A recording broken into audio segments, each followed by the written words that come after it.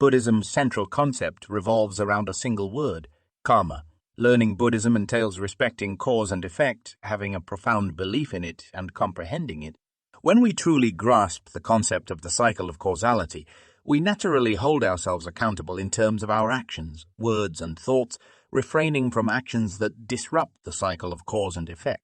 Here are the 5 most frequent karmic actions, all originating from Buddhist teachings. It's crucial for everyone to remember and avoid breaking them to prevent unfortunate outcomes. If you ask what is the greatest virtue in the world, the answer is nothing more than the word filial piety. As the saying goes, filial piety comes first. If someone can't even show basic respect to their parents and teachers, they won't be able to make a positive impact in society. Such an individual is not welcomed by others, and people will distance themselves, leaving them isolated and helpless. As a result, they won't achieve favorable outcomes. Treating our parents disrespectfully or causing them harm, whether through hurtful words or actions, can bring negative consequences like difficulties or even serious outcomes. This has been seen in real situations over time, and it's important for all of us to remember these examples. If we want to build good qualities in ourselves, we should start with the idea of filial piety, which means showing care and respect to our parents. This is the first step towards becoming better people and creating a positive impact on our lives and the lives of others.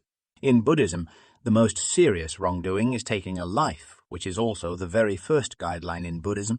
Since Buddhism emphasizes purity and compassion, causing harm to other living beings by deliberately, unnecessarily, and or cruelly ending their lives using your own abilities is viewed as a great sin.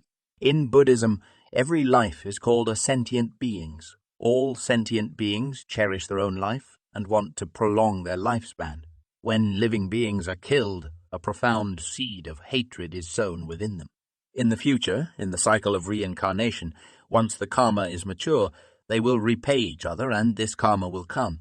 Therefore, we often see people who kill lives often. Most of them are unhealthy, and they don't pass away peacefully. Although speaking is simple, you must pay attention to the tone and way of speaking so as to avoid consuming your own blessings in inappropriate communication. Elderly folks often advise us to gather good words.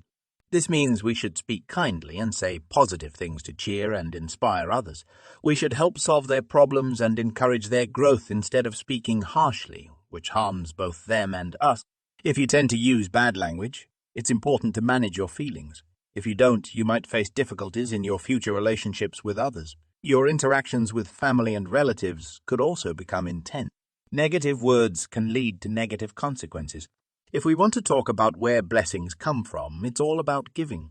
It means putting others before ourselves without worrying about what we get in return. We help others wholeheartedly and pull them out of tough situations. This kind of giving brings blessings. Elderly people often say that building good character leads to future rewards. Buddhism encourages us to gather positive energy through selfless acts. It means doing good without seeking attention, like donating without expecting anything in return. This brings boundless blessings in the future. Giving isn't just about money. It's about sharing valuable knowledge and ongoing help. Any sincere act of assistance is considered giving.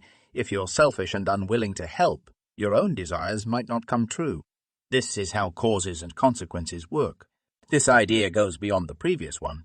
We believe that giving leads to blessings, but if you not only fail to give, but also take things from others without permission, like stealing and using them for yourself, you'll surely face future consequences of poverty and hardship. Here, theft means more than just taking someone's belongings. It includes using things without permission. We should all be careful about such actions.